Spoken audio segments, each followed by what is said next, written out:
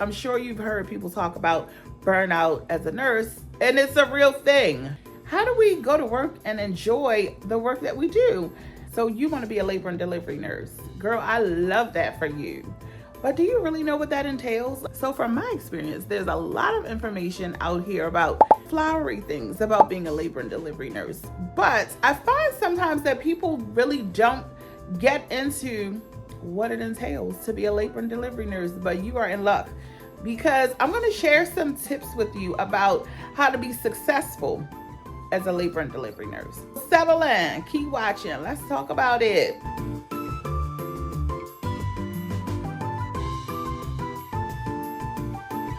So if you're new here, I'm Chandra. I am a maternal child health, not just labor and delivery. So I have worked in the maternal child specialty for the last 18 years. I've done labor and delivery, postpartum, and even newborn specialty nursery. So I'm well versed, okay? I'm your girl. So right now I'm on a travel assignment in Southern California and also working per diem in Oakland. Yes, girl, I'm busy. But anyway, I wanted to share this because I find that a lot of times people don't talk about not necessarily the negative aspects, but they don't talk about the nitty gritty.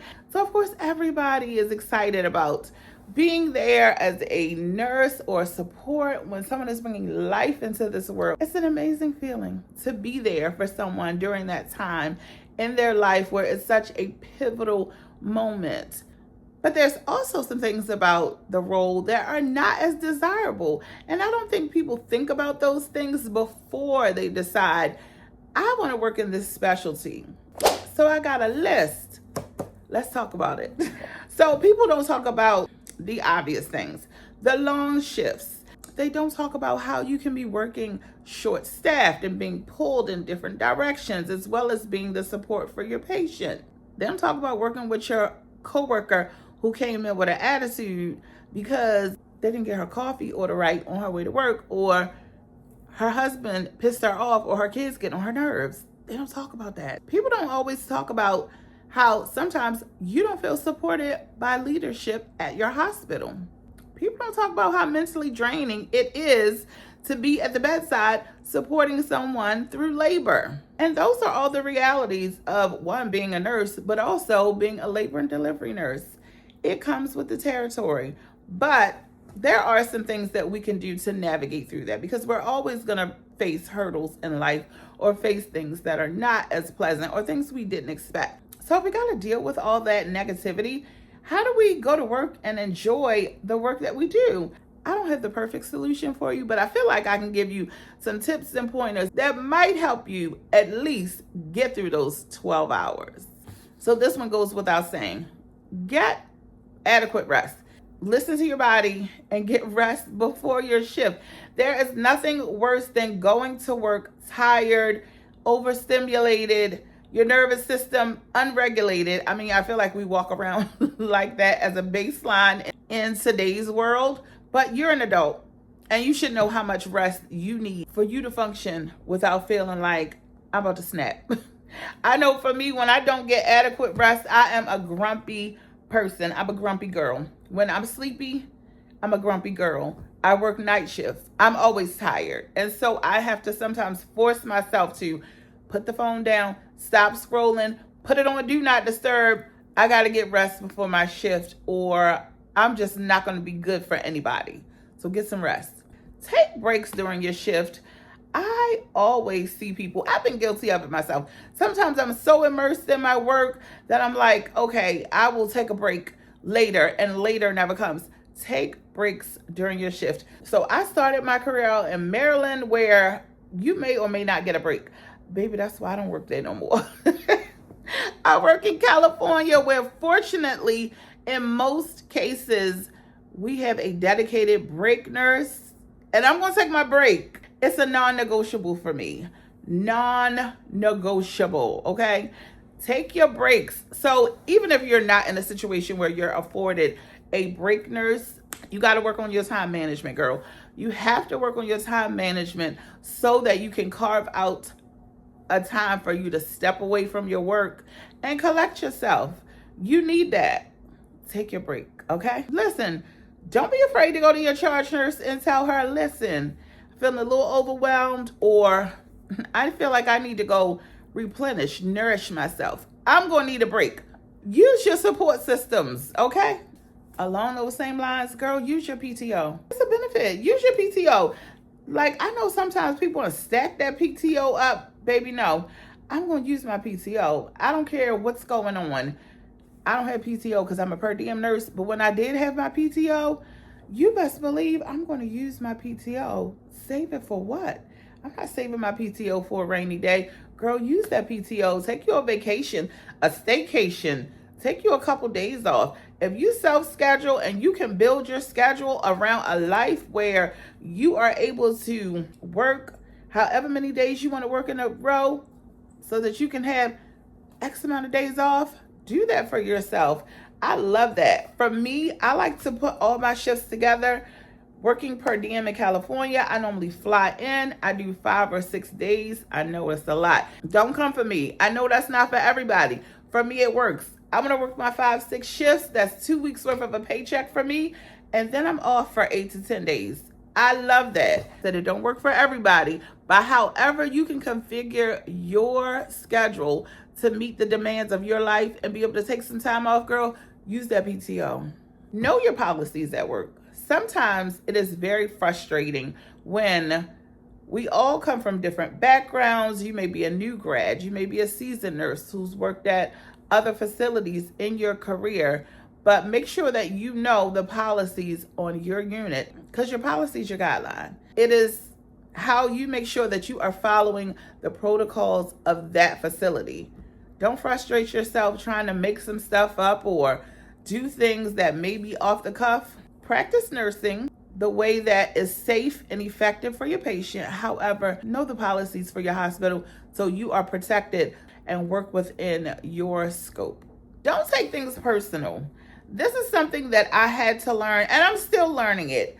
Try not to personalize things that are at work. Yes, you're going to encounter people that you work with where you're like, I just don't rock with her. I don't like her. And that's fine. I have a coworker right now who I could do without. I really could. I never see it for her. And sometimes I let her know that. And I used to go to work and she used to frustrate me to no end because I feel like I could not express, girl, you getting on my nerves, because that's not quite professional. But I have had to learn how to bite my tongue. And I'll say to myself, Chandra, you just here with this lady for 12 hours. Now, I'm not going to let her do too much, but I'm also not going to do too much. And now I have come to a point where I'm like, we're just co-workers. We just work together. I ain't got to take this lady home with me. I put her in the place where she belongs. So try not to personalize stuff, because if you start to personalize interactions that you have at work, that stuff starts to fester. So speak up for yourself. Be an advocate for yourself. I'm not saying let people walk all over you, but what I'm saying is let it ride. If at the end of the day, we just work together and that person's not being disrespectful, I'm just here with you for 12 hours, girl. And I'm going to clock out and I'm going home. And I'm not going to think about you after my shift is over. So try not to personalize interactions that you have with providers, co-workers, people that you encounter during your 12-hour shift at work. Because my goal is for us to take care of the patients while we're here and get along with each other. And we're going home. We got to get through this 12-hour shift and then we clocking out. And it's going to be an opportunity for someone else to do the same thing for their 12-hour shift. And lastly, don't make your career your identity. I encounter a lot of labor and delivery nurses, or nurses in general, that are very passionate about the way that they care for their patients. And I love that. Like, I think that's amazing. Be passionate about what you do. Be excited about your career, but try not to make it your identity. You are an individual. Before you became a nurse or a labor and delivery nurse, you were who you were. Maintain your identity. Do things that excite you. Do things that don't evolve around your career as a nurse. When you immerse yourself in your career so much that you don't have a life outside of it, you start to feel like, I don't even know who I am anymore. Make sure that you have an outlet outside of work. I could tell you all the cliche things like make sure you eat a healthy, balanced diet. Make sure that you're exercising 4 to 5 times a week. Those things are helpful, but you need to establish an identity outside of work, a hobby, things you enjoy, things that are going to let your mind decompress after your shift. Working a 12-hour shift, doing a very intense job, that stuff can start to weigh on you. And it just is a fast road to burnout as a nurse. I'm sure you've heard people talk about burnout as a nurse, and it's a real thing. When I was in nursing school, I was so super excited about my career as a nurse. And I was working on this little part-time gig, trying to make some extra money while I was in nursing school. Real chill job. And this nurse was working there. And I was just talking to her one day about how excited I was about becoming a nurse and finishing nursing school.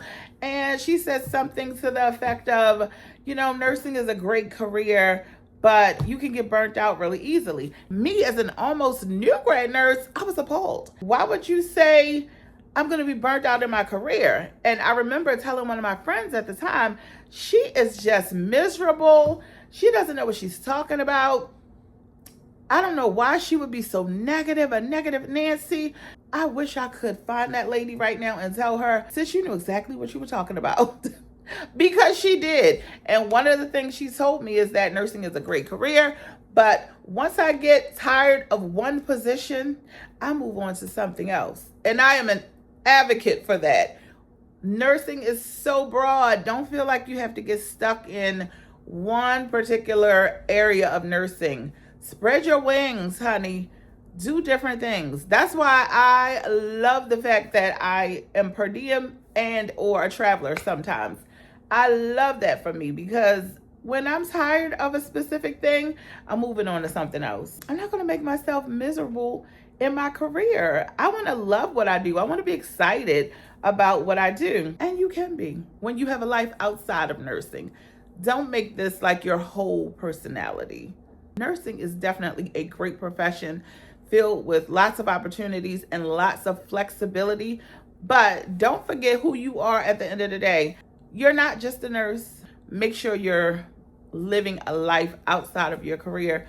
Make sure you're doing things that excite you so you can refresh and have some downtime. Because being burnt out and having to show up, you want to show up at work as your best self. And the only way to do that is to take care of yourself at the end of the day.